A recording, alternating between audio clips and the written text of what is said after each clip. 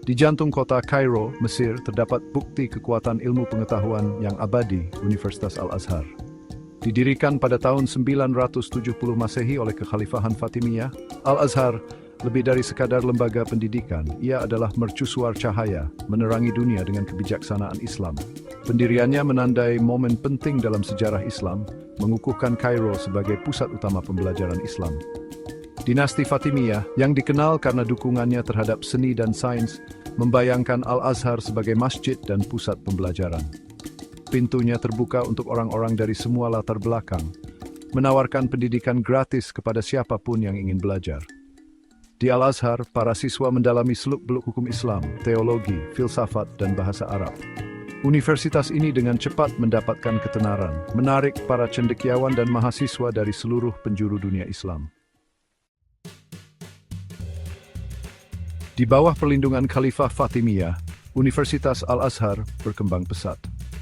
Ia menjadi pusat wacana intelektual yang dinamis, tempat para cendekiawan terlibat dalam debat yang hidup dan penelitian inovatif.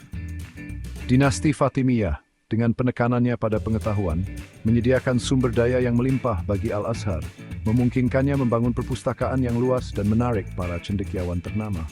Salah satu keunikan Al-Azhar adalah keterbukaannya terhadap berbagai aliran pemikiran dalam Islam. Cendekiawan Sunni dan Syiah sama-sama dipersilakan untuk mengajar dan belajar, menumbuhkan lingkungan toleransi dan pertukaran intelektual. Hal ini menjadikan Al-Azhar sebagai wadah peleburan ide yang berkontribusi pada kekayaan dan keragaman pemikiran Islam.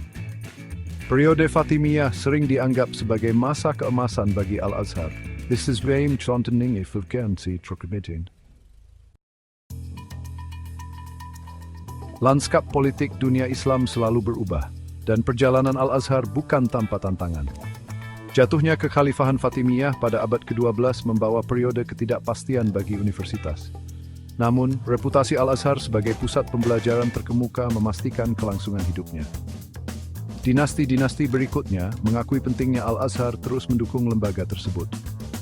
Dinasti Ayyubiyah dan Mamluk yang memerintah Mesir setelah Fatimiyah memberikan perlindungan kepada Al-Azhar, memastikan keberlanjutan operasinya. Meskipun mereka mungkin tidak memberikan dukungan semewah Fatimiyah, dinasti-dinasti ini menghormati otonomi Al-Azhar dan perannya dalam membentuk pemikiran Islam. Kemampuan Al-Azhar untuk beradaptasi dengan perubahan keadaan politik merupakan bukti ketahanan dan warisannya yang abadi. Sepanjang sejarahnya, Universitas Al-Azhar telah dihiasi oleh kehadiran para cendekiawan brilian yang telah meninggalkan jejak yang tak terlupakan di dunia Islam. Tokoh-tokoh terkemuka ini telah membentuk pemikiran, hukum, dan teologi Islam. Ajaran mereka bergema sepanjang zaman. Salah satu tokoh menjulang tersebut adalah Imam Al-Ghazali, seorang teolog dan ahli hukum ternama yang karyanya terus dipelajari hingga saat ini. Kontribusinya terhadap filsafat Islam dan tasawuf memiliki dampak yang mendalam pada pemikiran Islam. Cendekiawan terkemuka lainnya adalah Ibnu Khaldun, seorang polimath yang dianggap sebagai pelopor di bidang sejarah, sosiologi, dan ekonomi. Mahakaryanya, Muqaddimah, tetap menjadi karya mani dalam studi sejarah. Para cendekiawan ini dan banyak lainnya seperti mereka telah memperkuat reputasi Al-Azhar sebagai tempat lahirnya para raksasa intelektual. Bagian 5, Rumah Kebijaksanaan, Dampak Al-Azhar pada Pendidikan. Dampak Universitas Al-Azhar pada pendidikan Islam sangat mendalam dan luas. Ia menetapkan model pembelajaran Islam yang telah ditiru di seluruh dunia Muslim. Penekanannya pada pembelajaran Islam klasik, dikombinasikan dengan keterbukaannya terhadap beragam interpretasi, menjadikannya lembaga yang unik dan berpengaruh. Salah satu kontribusi penting Al-Azhar adalah perannya dalam melestarikan dan mentransmisikan pengetahuan Islam. Perpustakaannya yang luas, rumah bagi manuskrip yang tak terhitung jumlahnya, telah berfungsi sebagai gudang pemikiran Islam, menjaganya untuk generasi mendatang. Lebih lanjut, lulusan Al-Azhar yang dibekali dengan pengetahuan dan dijiwai dengan semangat penyelidikan, telah mendirikan sekolah dan madrasah di seluruh dunia Islam. Dengan cara ini, pengaruh Al-Azhar telah meluas jauh melampaui dinding kampusnya di Kairo. Bagian 6, Modernisasi dan Reformasi Al-Azhar pada abad ke-19 dan ke-20.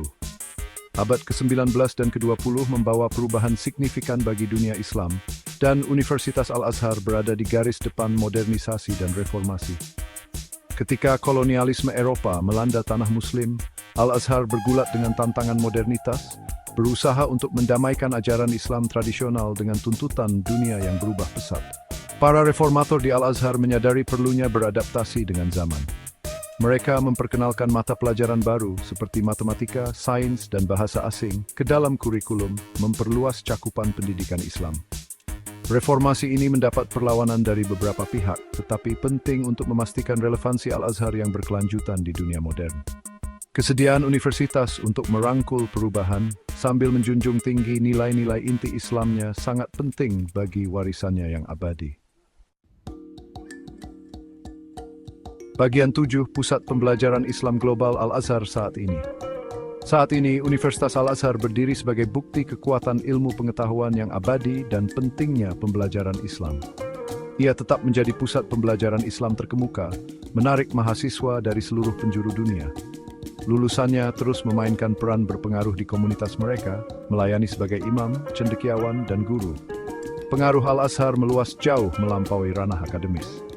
Pernyataannya tentang masalah agama memiliki bobot yang signifikan di dunia Muslim, dan para cendekiawannya sering dicari keahliannya tentang isu-isu kontemporer. Universitas ini juga aktif dalam mempromosikan dialog antaragama, berusaha untuk membangun jembatan pemahaman antara Muslim dan orang-orang dari agama lain. Peran Al-Azhar di dunia saat ini sama pentingnya dengan sebelumnya. Berfungsi sebagai mercusuar bersosial Islam di dunia. Ini sering tanda konflik dan perpecahan.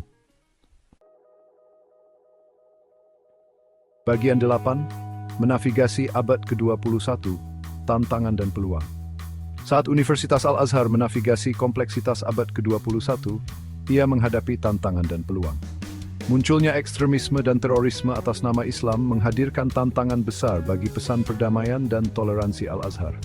Universitas telah vokal dalam mengutuk kekerasan semacam itu, menekankan bahwa itu tidak memiliki tempat dalam Islam. Al-Azhar juga menghadapi tantangan untuk tetap relevan di dunia digital yang semakin meningkat.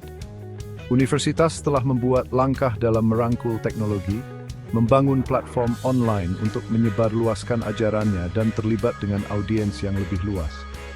Namun, masih banyak yang harus dilakukan untuk memastikan bahwa pesan Al-Azhar menjangkau mereka yang paling membutuhkannya, terutama kaum muda yang rentan terhadap ideologi ekstremis online. Bagian 9. Warisan pencerahan, signifikansi abadi Al-Azhar. Selama lebih dari 1 milenium, Universitas Al-Azhar telah berdiri sebagai mercusuar pengetahuan, menerangi dunia dengan kebijaksanaan Islam.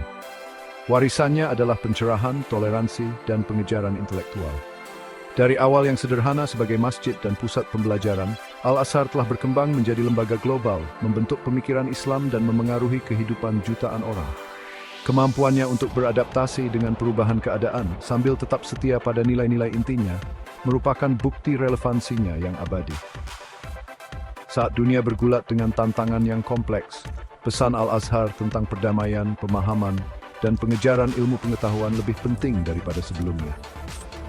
Warisan universitas berfungsi sebagai pengingat akan kekuatan transformatif pendidikan dan pencarian ilmu pengetahuan manusia yang abadi. Kisah Al-Azhar adalah bukti keyakinan bahwa pendidikan bukan hanya tentang memperoleh informasi, tetapi tentang membentuk pikiran, mendorong pemikiran kritis, dan pada akhirnya membangun dunia yang lebih baik.